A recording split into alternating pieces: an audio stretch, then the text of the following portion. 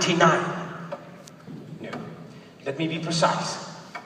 These are the dying minutes of 1899. The last slow breath of a century. And here in London, we are watching a new era being born. The 20th century. Britain covers the whole of Europe. Europe is at peace. It is a moment of hope. Tick-tock. Our 20th century. Can you hear it? Drawing near. I am H.G. Wells. I'm a writer, 33 years old, and I wrote The War of the Worlds. Since its publication, just over a year ago, people have begun thinking of me as a prophet. How strange to be thought of as having the gift of foresight. One day, just a few years ago, out walking with my brother, Frank, near my home in Surrey, he turned to me and he said, suppose some beings from another planet were to suddenly drop out of the sky, creatures of superior power let loose among some gentle savages. And in that instant, I had a story. Let me tell you about fantastic fiction, about scientific romance. It works, because from the first to the last, there is nothing in it that seems impossible. Tick-tock, our 20th century. There was a terror in it, my War of the Worlds. A Halloween night terror, the terror of a practical joke, of screaming in fear when we know deep in our hearts that we are safe, that the ghost is just a man wearing a white sheet. Or these Martians who are brains without bodies, without love for lesser beings, who teach us that even though we think ourselves powerful, we may not be safe after all. One day, like the Martians, we will launch craft across the ocean of space. And one day, too, from space will come the answering call of life. Let us hope it is a voice reaching out in kindness. Tick-tock. The 20th century, it is here.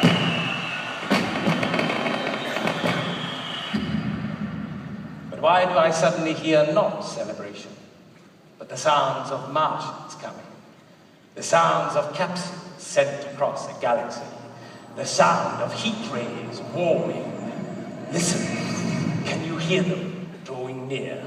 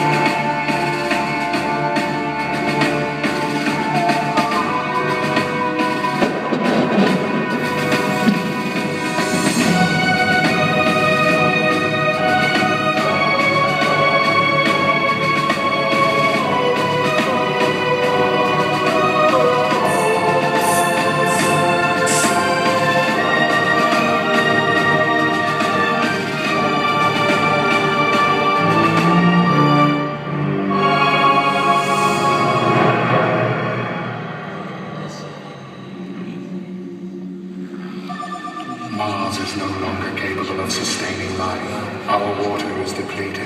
Temperatures increase annually while our populations plummet. Efforts to stabilize the atmosphere have failed. We have arrived at the only remaining course of action. The conquest and occupation of Earth.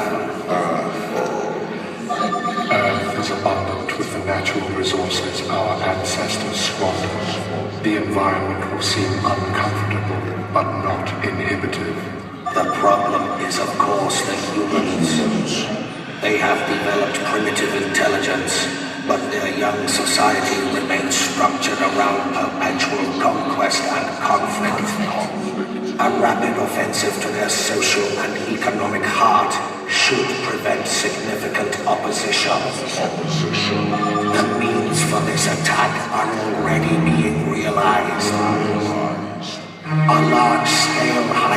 accelerator will be constructed to launch suspension pods carrying their soul forces.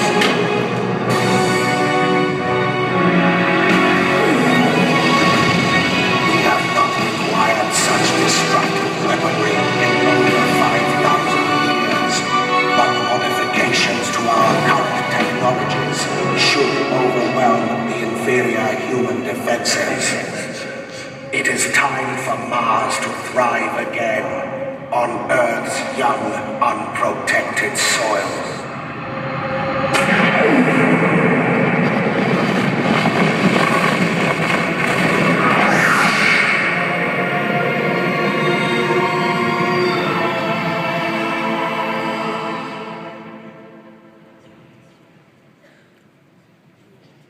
No one would have believed in the last years of the 19th century that human affairs were being watched by intelligences which inhabited the timeless worlds of space. No one could have dreamed we were being scrutinized as someone with a microscope studies creatures that swarm and multiply in a drop of water. Few men even considered the possibility of life on other planets. And yet, across the gulf of space, minds immeasurably superior to ours regarded this Earth with envious eyes. And slowly and surely, they drew their plans against us.